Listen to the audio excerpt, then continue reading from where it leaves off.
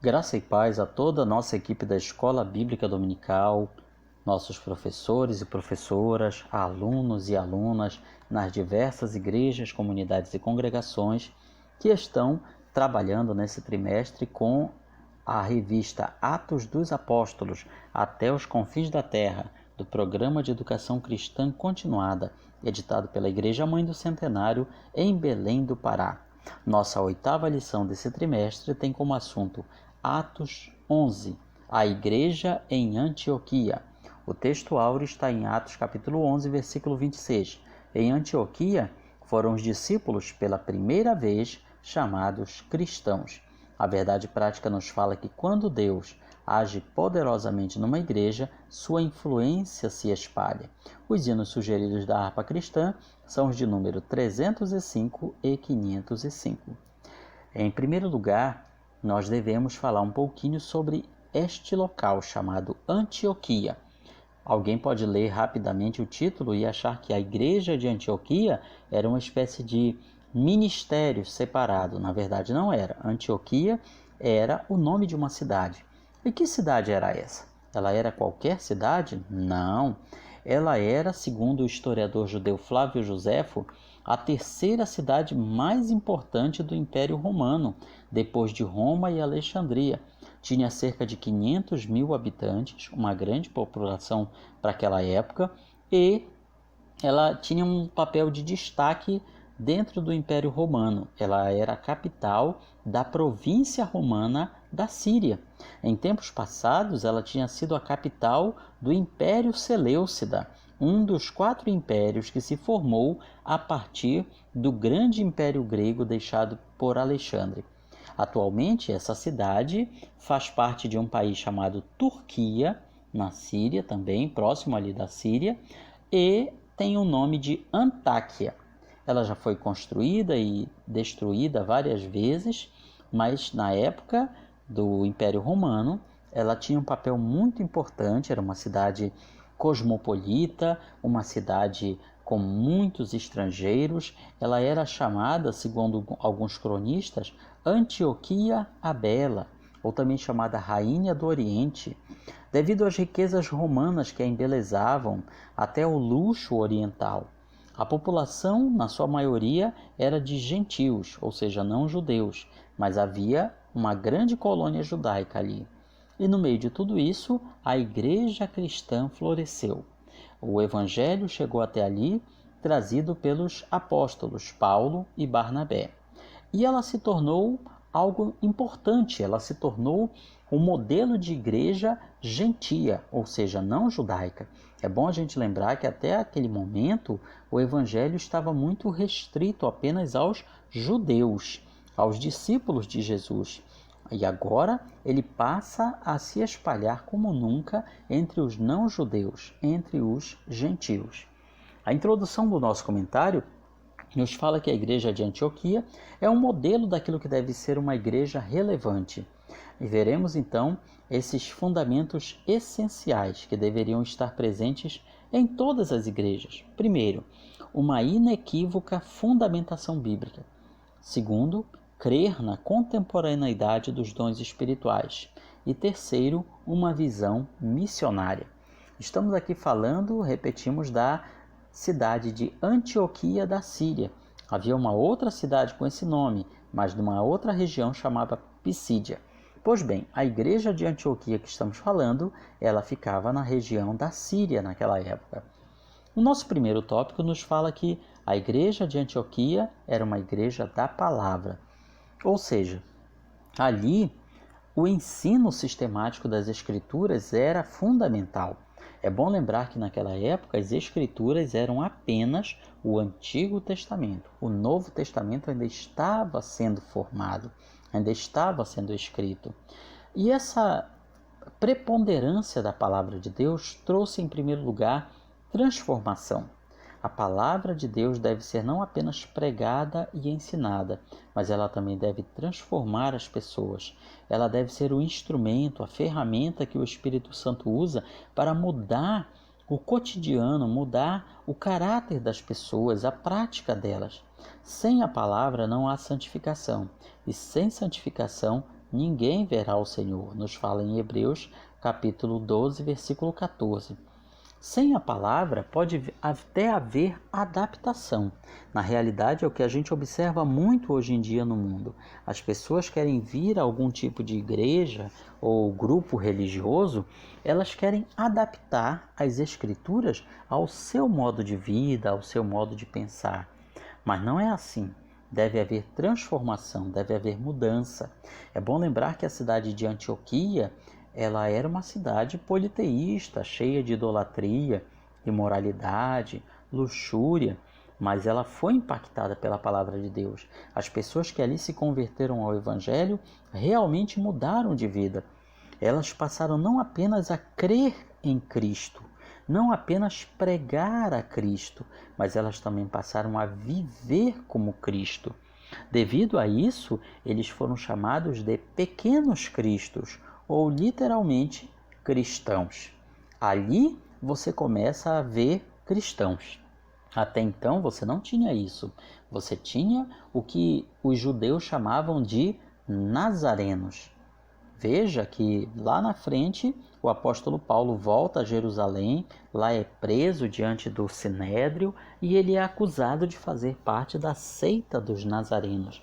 Era assim que os judeus conheciam os seguidores de Jesus. Mas a partir de Antioquia, a coisa muda de figura. Ali você já tem os cristãos, os seguidores de Jesus. Portanto, guardemos isso. A marca do Evangelho é transformação, é mudança de vida e de atitude.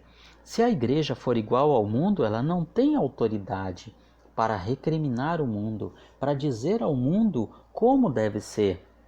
E infelizmente há muitas igrejas assim, que são iguais ao mundo nos seus ensinamentos, na sua prática de vida, no seu modo de organização, até mesmo na sua chamada política eclesiástica, se iguala ao mundo. Então, uma igreja desse tipo não tem como apontar o dedo para o mundo e dizer: vocês estão errados, porque o que vai acontecer? O mundo que a cerca vai dizer: você é igual a nós, se nós estamos errados, você também está. A palavra de Deus, por exemplo, ela deve ser, portanto, deve ser o ponto principal de qualquer igreja. Claro que todo o resto, louvores, grupos sociais, ajuda aos necessitados, tudo isso é importante, mas em primeiro lugar, a palavra. E precisamos disso, precisamos retornar à palavra, ao estudo da palavra, não apenas na escola dominical, não apenas nos cultos de oração e doutrina, mas cada crente deve procurar estudar a palavra de Deus sozinho e em grupos, e dessa forma se edificar também. No segundo item, nós lemos sobre edificação. A igreja de Antioquia, ela era edificada. Quando se fala de edificar, você está falando de construir. Quando você vai construir, você precisa ter um fundamento, uma base sólida, como nós chamamos em alguns lugares, um baldame. E qual seria o fundamento da igreja? Só pode ser o próprio Jesus, a rocha sobre a qual a igreja está edificada. Como ele próprio falou aos seus discípulos: eu edificarei a minha igreja, e as portas do inferno não prevalecerão contra ela. Sobre esta pedra, referindo-se a ele mesmo, ele edificaria a sua igreja. E o apóstolo Pedro, que alguns erroneamente dizem que é essa pedra sobre a qual a igreja está construída, ele vai lá na frente escrever e deixar bem claro que a pedra é Cristo. A rocha sobre a qual a igreja está edificada é o próprio Cristo. No terceiro item, nós lemos sobre o serviço mútuo, que a ajuda de uns para com os outros. Naquela época, houve uma grande fome e escassez em algumas regiões do Império Romano, inclusive na Judéia. A Judéia é onde ficava a cidade de Jerusalém, que é onde a igreja tinha começado. Ali, digamos, era a igreja-mãe, que tinha exportado os seus missionários por todas as regiões do Império Romano e estavam levantando grupos de cristãos, como ali em Antioquia. E quando os irmãos de Antioquia souberam do que estava acontecendo na Judéia, a Bíblia nos fala em Atos 11, 29, que os discípulos, cada um conforme as suas posses, resolveram enviar socorro aos irmãos que moravam na Judéia.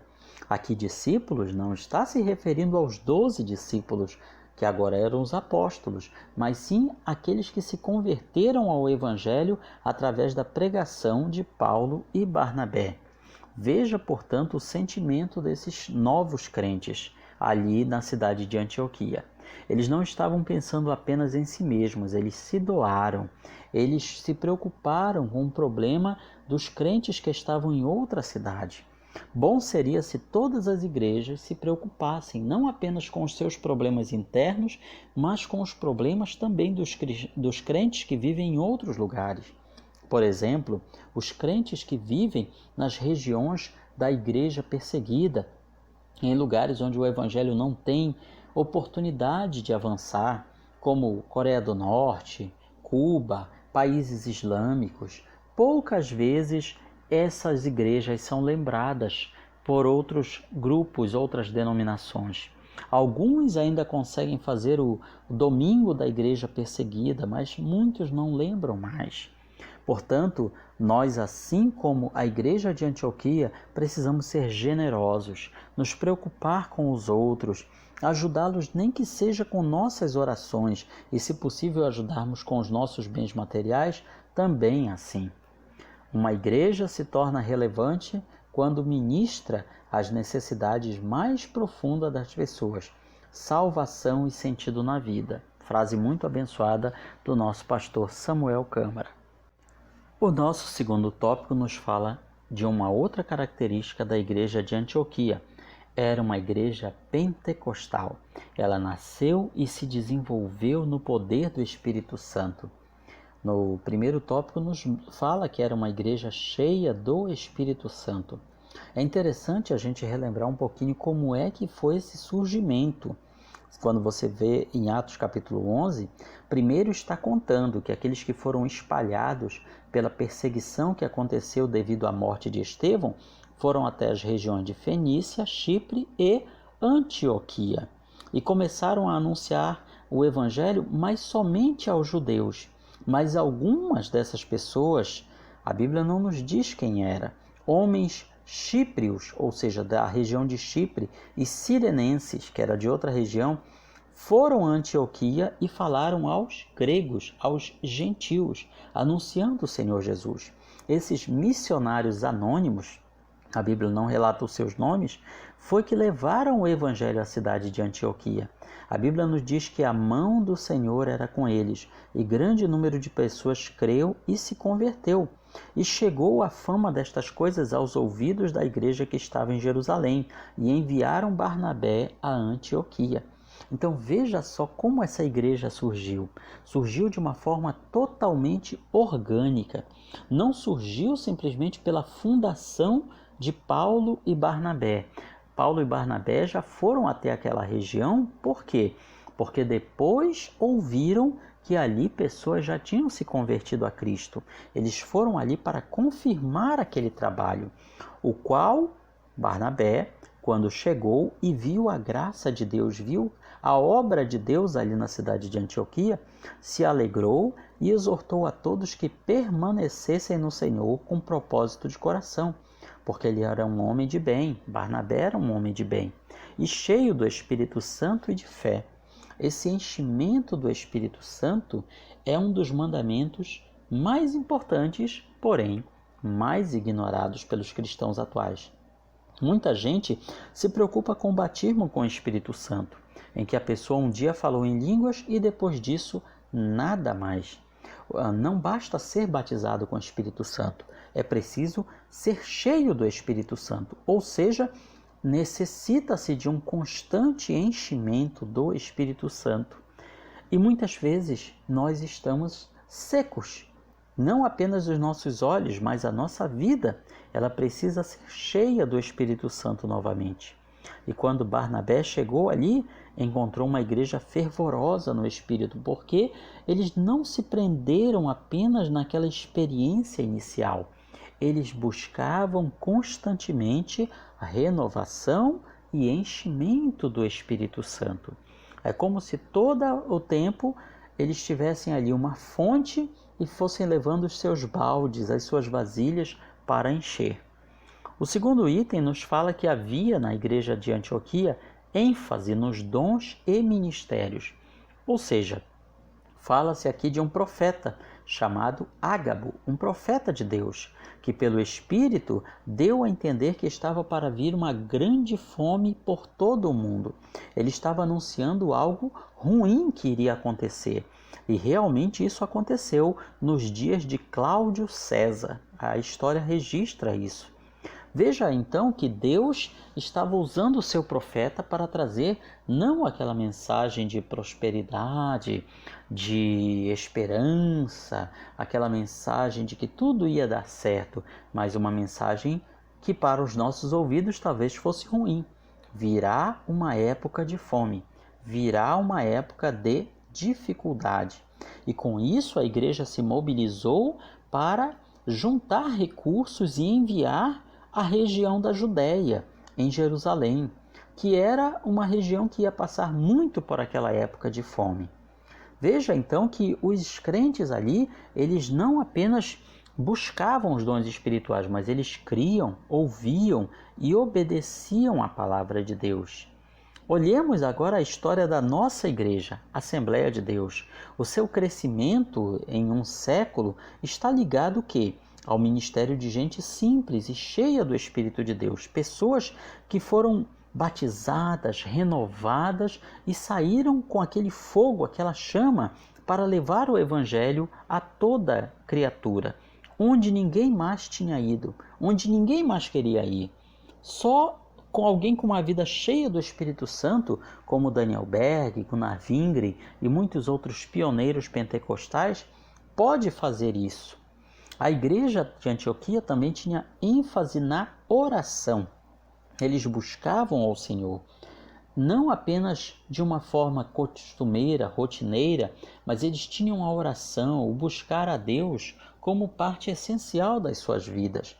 Nós já falamos que Barnabé foi o enviado pela igreja de Jerusalém para confirmar aquela obra que tinha se começado ali de forma orgânica e anônima na cidade de Antioquia. Mas Barnabé, ele não fica apenas para ele. A Bíblia nos fala que ele foi procurar Tarso, Saulo na cidade de Tarso, e achando, o levou para Antioquia. Veja que em Atos 9, nós observamos a conversão de Saulo, mas ele ainda está em stand-by, está ali se preparando para a sua missão. E Barnabé foi a pessoa que viu em Saulo de Tarso alguém que poderia auxiliar naquela obra. E dali, durante todo um ano, Barnabé e Saulo ensinaram naquela igreja, preparando os crentes, e ali eles foram chamados de cristãos. Portanto, observe que, através desse trabalho, eles se destacaram de tal forma que em Atos 13:2, servindo eles ao Senhor e jejuando, disse o Espírito Santo: separai-me agora Barnabé e Saulo para a obra que os tenho chamado. Então, não foi simplesmente uma igreja, uma convenção que decidiu que eles deveriam ser separados para o trabalho, mas o próprio Espírito Santo falando à igreja.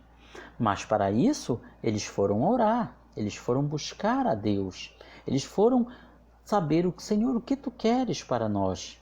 E assim Deus responde. Não é que Deus não possa fazer nada se não orarmos, diz o nosso comentarista, mas é que, como eu sei que Ele está agindo e fazendo algo, eu vou orar para ser participante disso. Deus não está passivo, Ele está em movimento no mundo e quando oramos, podemos ser instrumentalizados no que Ele quer fazer. Nós precisamos saber o que Ele quer fazer para que possamos saber como podemos nos incluir no plano dEle. O inverso também é verdadeiro. Sem oração, nós teremos estagnação, decadência, mornidão espiritual.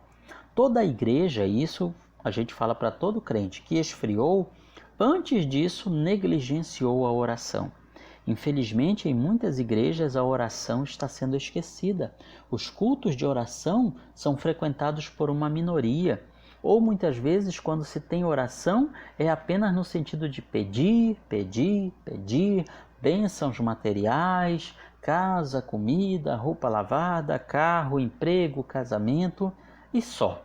Apenas uma lista de pedidos, como se Deus fosse uma espécie de Papai Noel e nós queremos fazer a lista dos nossos presentes porque nós fomos bons meninos durante o ano que passou. Mas oração não é isso. Oração é falar com Deus, é estar disposto a ouvir o que Deus quer falar para nós. Nem sempre o que Deus vai falar para a gente é o que nós queremos ouvir, mas com certeza será aquilo que nós precisamos ouvir. O terceiro tópico nos fala de uma igreja missionária. Essa era uma característica da igreja de Antioquia. Esse relato está em Atos capítulo 13.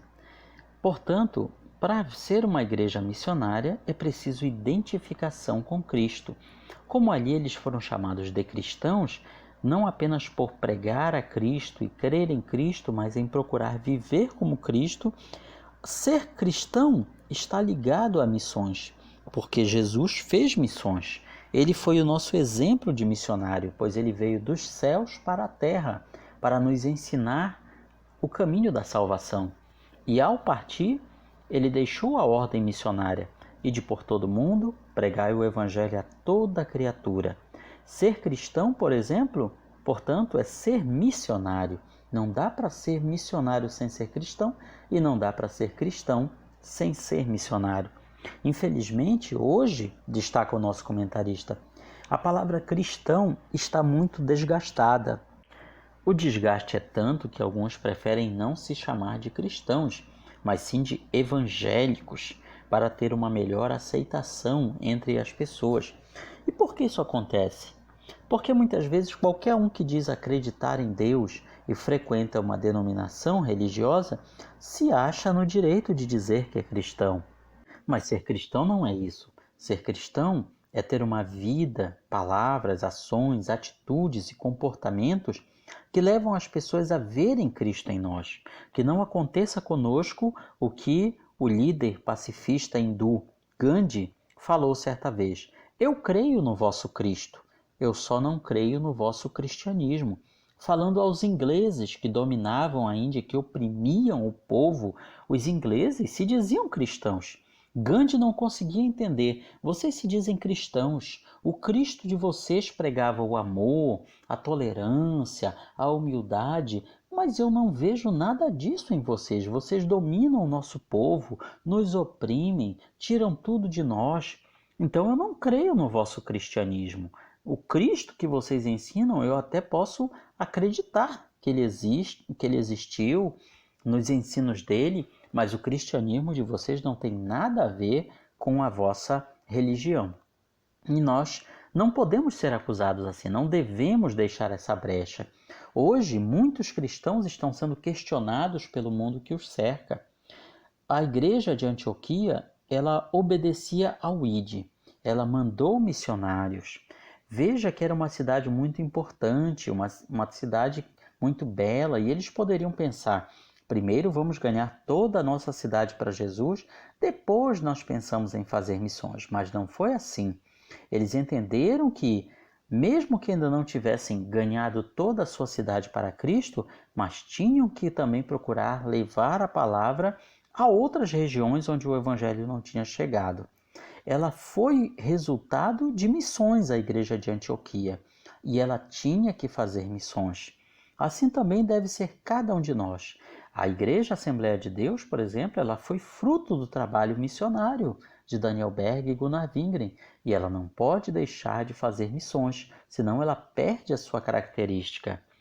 Também veja que eles não enviaram qualquer missionários, eles ofereceram o seu melhor, Barnabé e Saulo, os dois apóstolos que tinham consolidado aquela obra. Durante um ano, Barnabé e Paulo tinham ali firmado aquela igreja, tinham edificado, tinham ensinado, mas justamente aqueles dois apóstolos é que são enviados por Deus para continuar fazendo a obra missionária. A igreja não cria resistências, mas oferece seus melhores e mais preparados líderes para a obra missionária. E é por isso que às vezes a obra missionária de algumas igrejas não dá bons frutos, porque em vez de ela escolher o seu melhor, ela escolhe pessoas que não estão ainda maduras para o trabalho missionário, não estão prontas para a obra missionária. Não deve ser assim. A aplicação pessoal conclui dizendo: nossa cidade conhece nossa igreja? Nos considera verdadeiramente cristãos? Que tipo de influência e impacto o testemunho da igreja tem causado em nossa cidade? É uma pergunta muito importante. Se o mundo que nos cerca não está vendo diferença na nossa igreja, é algo que devemos nos preocupar e olhar para a igreja de Antioquia como um modelo a ser seguido, porque era uma igreja relevante, uma igreja que marcou a sua geração, a sua época, uma igreja que fez a diferença, pois ali, pela primeira vez, os seguidores de Jesus foram chamados de cristãos. Portanto, que Deus nos abençoe e nos faça realmente ser esse tipo de igreja, uma igreja que faça a diferença na nossa geração. Aqui é o pastor Danilo Stélio se despedindo, agradecendo a sua atenção para essa mensagem e que Deus possa lhe abençoar muito mais na escola dominical, na sua igreja. Que o Senhor esteja com vocês.